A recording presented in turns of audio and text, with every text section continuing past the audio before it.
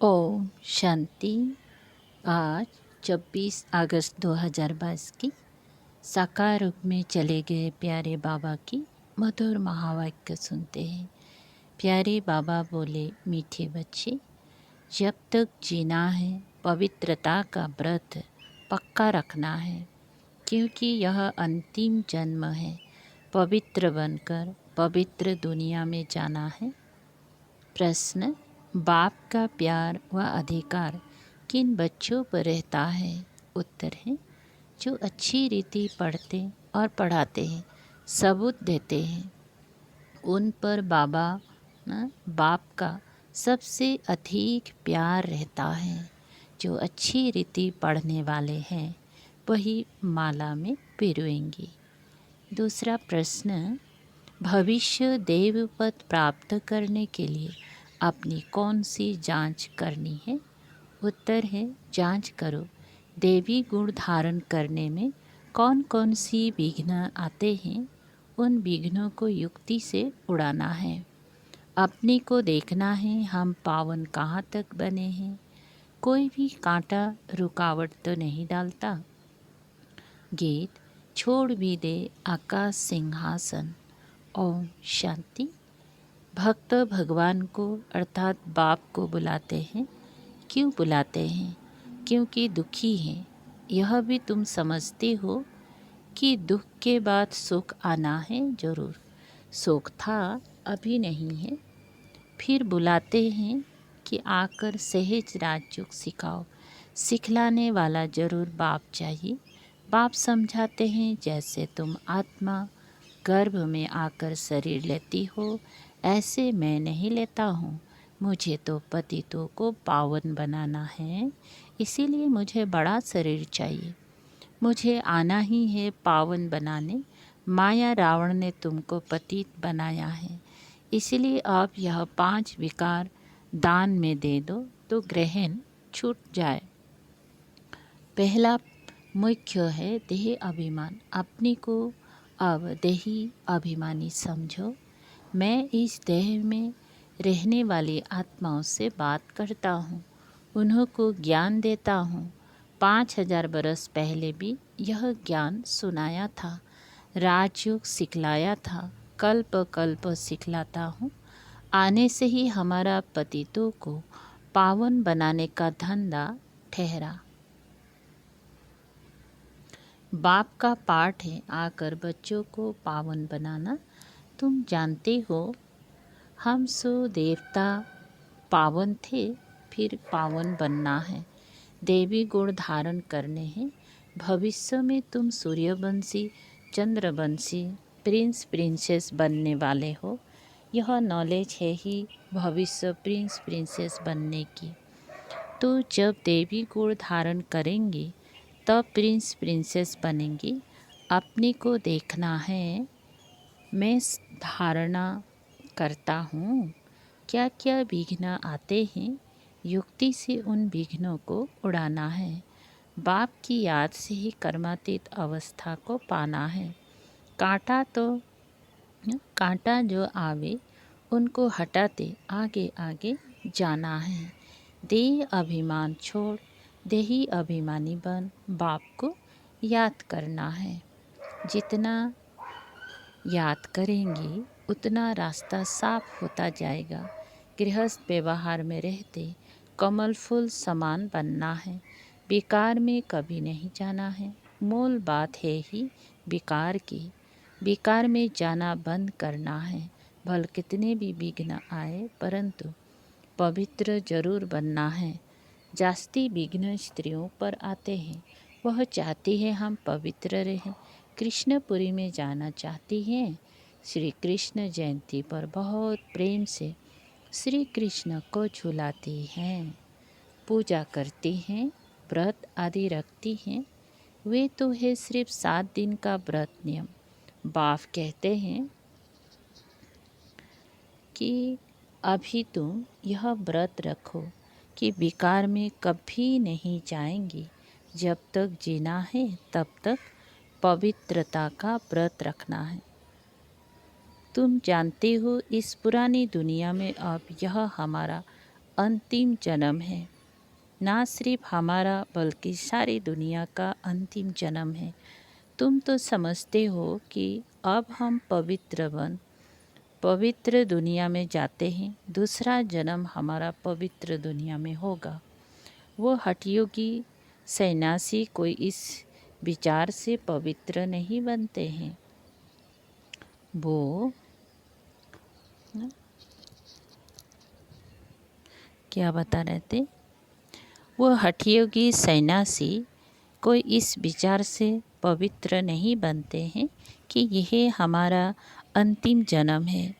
यहाँ तो मेहनत है, साथ में रहते हुए भी कभी बेकार में नहीं जाना। यहाँ तो मेहनत है, साथ में रहते हुए भी कभी बेकार में नहीं जाना है। दोनों को व्रत लेना है। अबलाओं पर कितने अत्याचार होता है, नहीं वही पुकारती हैं। पुरुष कभी पुकारते नहीं हैं कि प्रभु लाज रखो, नंगन होने से बचाओ। यह माताओं की पुकार है। माताएं बाप को पुकारती है, बाबा मुझे नंगन होने से बचाओ। यह वही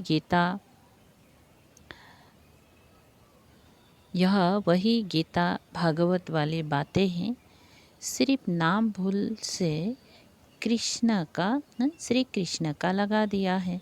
श्री कृष्ण तो पतित पावन है नहीं, पतित पावन तो एक ही बाप है। तुम समझते हो कि पवित्र बनने के लिए मारे भी खानी पड़ती है। कल पहले भी ऐसे हुआ था और फिर से हो रहा है। एक द्रौपदी नहीं, तुम कितनी द्रौपदियाँ हो। अनेक पतितों को पावन बनाना है। तुम माताएं निमित्त बनी हो पवित्र बनकर पवित्र बनाने। तुमको तो और ही जास्ती पढ़ाई पर ध्यान देना है, अपनी हमजिन्स को उठाना है। सन्यासियों का है निर्वृत्ति मार्ग, ये है प्रवृत्ति मार्ग। गृहस्थ व्यवहार में रहे, पवित्र बनना है, पढ़ना और पढ़ाना है, जिससे ऊंच पद हो जाए। पढ़ाई है बहुत सहज, समझाना है भारत जो हीरे जैसा था, लक्ष्मी नारायण का राज्य था, अभी इतना गिरा क्यों है। हम आपको बेहद की हिस्ट्री ज्योग्राफी बतावे। फिर स्वर्ग कैसे होगा, मनुष्यों के तो ख्याल में भी नहीं है। ये किसी को पता नहीं कि लक्ष्मी नारायण जो पूज्य थे वही पुजारी बने हैं। आप ही पूज्य यह परमात्मा के लिए नहीं है। ये किसी को पता नहीं कि जो पूज्य थे वही पुजारी तमो प्रधान बने हैं। पूज्य थे, जरूर पुनर्जन्म लिया होगा। बाप बैठ समझाते हैं, सतयुग में जो आते हैं उनको पुनर्जन्म लेना है। हम सूर्यवंशी फिर चंद्रवंशी बने, अब ब्राह्मण वंशी बनते हैं, फिर देवता वंशी बनेंगे। जैसे इनको बाप ने एडाप्ट कर ब्रह्मा बनाया है।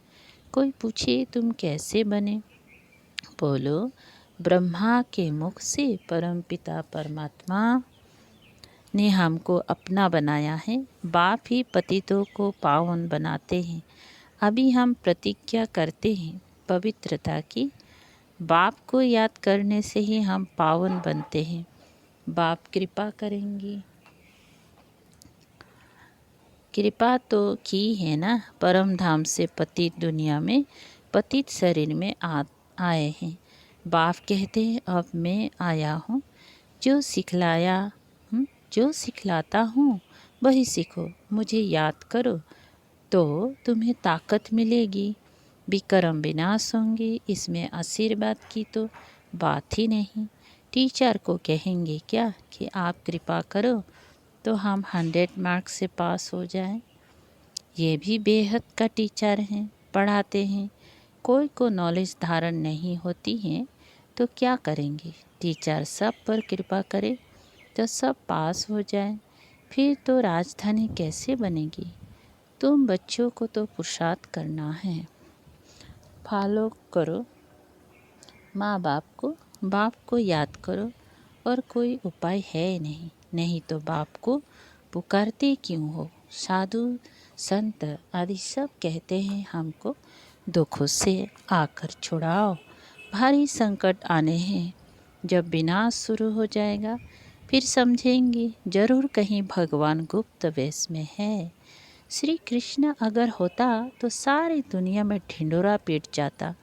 श्री कृष्ण तो आ ना सके, ये तो बाप को आना पड़ता है। अंत तक बाप को ज्ञान सुनाना है। आते ही गुप्त रूप में है, श्री कृष्ण तो हो ना सके। निराकार बाप सभी का एक है, वो आए हैं पतितों को पावन बनाकर वर्षा देने। तुम्हारा भी फर्ज है सबको बतलाना। पूछना है परम पिता परमात्मा से तुम्हारा क्या संबंध है? बाप को कितने ढेर बच्चे हैं। परम पिता परमात्मा का डायरेक्शन है कि एक तो मुझे याद करो और अच्छी रीति पढ़ो। बाबा को अच्छी रीति याद कर ऊंच वर्षा पाना है। बेहद की हिस्ट्री ज्योग्राफी तुमको समझाते रहते हैं, चित्र पर भी तुम समझा सकते हो। भारत सतयुग में सिरताज था, सूर्यवंशी देवी देवता राज्य करते थे। फिर चंद्रवंशी राज्य हुआ, कला गिरती गई। ये भी तो देखना पड़े ना। पढ़ेंगी अच्छी रीति तो सीखेंगी भी, पढ़ेंगी नहीं तो नापास हो जाएंगी। सावधानी कौन दे? आजकल माया असावधान करने वाली बहुत है। यहाँ झूठ छिप नहीं सकता। कोई भी कर्म करेंगी तो वो जमा होता जाएगा। पाप अथवा पुण्य जमा तो जरूर होता है, उस अनुसार ही दूसरा जन्म मिलता है। कोई भी पाप करेंगी तो जन्म भी ऐसे ही मिलेगा। इसीलिए बाप कहते हैं कोई पाप करते हो तो झट बतलाओ। ऐसे नहीं कि ईश्वर तो सब जानते हैं, बाप को बतलाना पड़े। इस जन्म में तो पाप कर्म किए हैं वह आत्मा जानती है। सब कुछ याद रहता है कि हमने क्या क्या काम किए हैं। बाप दादा को बतलाओ कि हमने क्या क्या किया। मुख्य बात है विकार की। चोरी करना, ठगी करना वो तो छोटी छोटी बातें हैं। मुख्य है विकार की बात। काम महाशत्रु हैं। विकार में जाने वालों को ही पतित कहा जाता है। इन विकारों पर पहले जीत पानी है। तुम्हारा दुश्मन ही रावण है जो पतित बनाते हैं। जब पावन बनने के लिए बाप को याद करो, बाप का बनकर और फिर विकार में गिरे तो चोट बहुत लगेगी। पहले तो देह अभिमान छोड़ना है, फिर काम महाशत्रु है।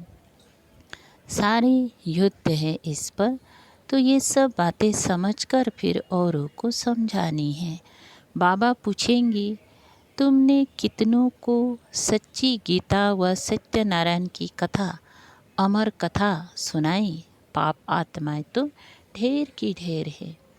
तो ये भी पोतामेल बताओ, तब तो समझे तुम ब्राह्मण बने हो। कितनी को आप समान बनाया है। ये है सहज राजयोग की बातें। बाप का परिचय देना है। दुनिया में यह तो कोई जानते नहीं है। बाप के पास बहुतों के सर्टिफिकेट भी आते हैं, लिखते हैं फलाने ने ऐसा समझाया। वही गुरु निमित्त बना स्वर्ग का मालिक बनाने भी के सबूत देते हैं।